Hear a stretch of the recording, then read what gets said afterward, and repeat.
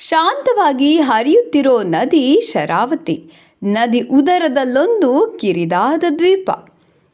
ಶರಾವತಿ ನದಿ ಕಣಿವೆಯ 10 ಹಲವು ಸೊಬಗಿನ ಈ ತಾಣ ಉತ್ತರ ಕನ್ನಡ ಜಿಲ್ಲೆಯ ಹೊನ್ನಾವರ ತಾಲೂಕಿನಲ್ಲಿರುವ ಕಾಂಡ್ಲಾ ವನವು ಸ್ವಚ್ಛಂದ ಪರಿಸರ, ಜಲಚರ, ಮ್ಯಾಂಗ್ರೋವ್ ಮರಗಳ ನೆಲೆಬೀಡು.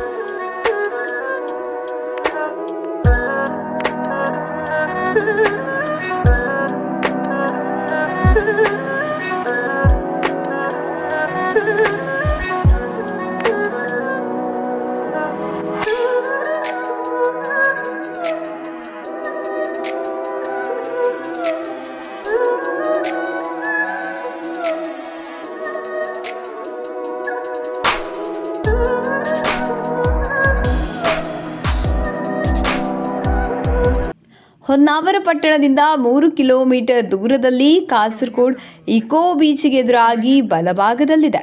ಕಾಂಡ್ಲಾ ವನಕ್ಕೆ ಪ್ರವೇಶಿಸುತ್ತಿದ್ದಂತೆ 2 ನಿಮಿಷಗಳ ನಡಿಗೆಯು ಮ್ಯಾಂಗ್ರೋವ್ಗಳ ನಡುವಿನ ಮರದ ಹಾದಿಗೆ ನಿಮ್ಮನ್ನು ಕರೆದೊಯ್ಯುತ್ತದೆ. ಮ್ಯಾಂಗ್ರೋವ್ ಕಾಡುಗಳ ಪ್ರಾಣಿ ಮತ್ತು ಸಸ್ಯಗಳ ಬಗ್ಗೆ ಸಂದರ್ಶಕರಿಗೆ ತಿಳಿಸಲು ಕೆಲವು ಪ್ರದರ್ಶನ ಫಲಕಗಳು ಅಳವಡಿಸಲಾಗಿದೆ. ಮರದ ಕಾಲು ದಾರಿಯ ಮೂಲಕ ಹೋದ ನಂತರ ನೀವು ಶರಾವತಿ ಹಿಂಭಾಗದ ನೀರು, ಸುತ್ತಲೂ ನೀರು ಮತ್ತು ಹಸಿರಿನಿಂದ ಕೂಡಿದ ಸುಂದರವಾದ ದೃಶ್ಯಾವಳಿಗಳನ್ನು ನೋಡಬಹುದಾಗಿದೆ. ಇದರ ನಂತರ ಸಣ್ಣ ಮ್ಯಾಂಗ್ರೋವ್ ದ್ವೀಪಕ್ಕೆ ಸಂಪರ್ಕ ಕಲ್ಪಿಸುವ ಮರದ ಸೇತುವೆ ಇದೆ. ಮ್ಯಾಂಗ್ರೋವ್ಗಳ ನಡುವೆ ಮರದ ಮಾರ್ಗವನ್ನು ನಿರ್ಮಿಸಲಾಗಿದೆ. ಕಾಂಡ್ಲಾ ಎಂಬ ಪ್ರಭೇದಕ್ಕೆ ಸೇರಿದ ಹಲವು ಮರಗಳಿಂದ ಸಮೃದ್ಧವಾದ ಈ ಕಾಡು ನಿರ್ಮಾಣವಾಗಿದೆ. ಶರಾವತಿ ಅಂಚಿನಲ್ಲಿ ಮ್ಯಾಂಗ್ರೋವ್ಗಳು ಅಂತರ, ಉಬ್ಬರವಿಳಿತದ ಮತ್ತು ಜೌಗು ಕರಾವಳಿಯ ನೀರಿನಲ್ಲಿ ಇರ್ತವೆ. ಅವುಗಳ ತೆರೆದ ಬೇರುಗಳು ತೇಲುವ ಕಾಡುಗಳಂತೆ ಕಾಣುವಂತೆ ಮಾಡ್ತದೆ. ಒಳಹೊಕ್ಕರೆ ಹೊಸದೊಂದು ಹಸಿರು ಲೋಕವೇ ತೆರೆದುಕೊಳ್ತದೆ.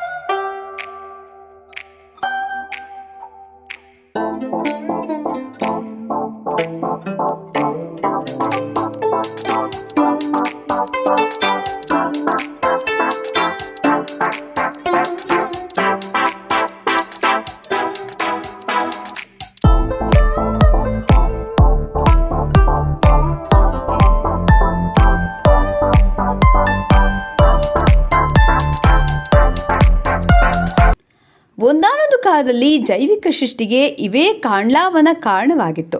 ಮೀನುಗಳು, ಸಿಗಡಿಗಳು, ಏಡಿಗಳು, ಸಿಂಪಿಗಳು, ಆಮೆಯಂತಹ ಉಭಯಚರಿ ಹಾಗೂ ಬೆಳ್ಳಕ್ಕಿ, ಮಂಗಟಿಗಳು ಸೇರಿದಂತೆ ಮತ್ಸ್ಯ ಭಕ್ಷಕ ಪಕ್ಷಿಗಳಿಗೆ ಇದುವೇ ಆವಾಸ ಸ್ಥಾನವಾಗಿದೆ. ಈ ಮ್ಯಾಂಗ್ರೋವ್ ಕಾಡುಗಳು ಪೌಷ್ಟಿಕಾಂಶದ ಮುಖ್ಯವಾದ ಡಿಟ್ರಿಟಸ್ ಅನ್ನು ಉತ್ಪಾದಿಸ್ತವೆ ಮತ್ತು ನದಿಮುಖ ಮತ್ತು ಸಮುದ್ರ ಜೀವಿಗಳಿಗೆ ಆಶ್ರಯ ನೀಡ್ತವೆ ಮತ್ತು ಅನೇಕರಿಗೆ ಸುರಕ್ಷಿತ ಸಂತಾನೋತ್ಪತ್ತಿ ನೆಲೆಗಳನ್ನು ಒದಗಿಸುತ್ತವೆ.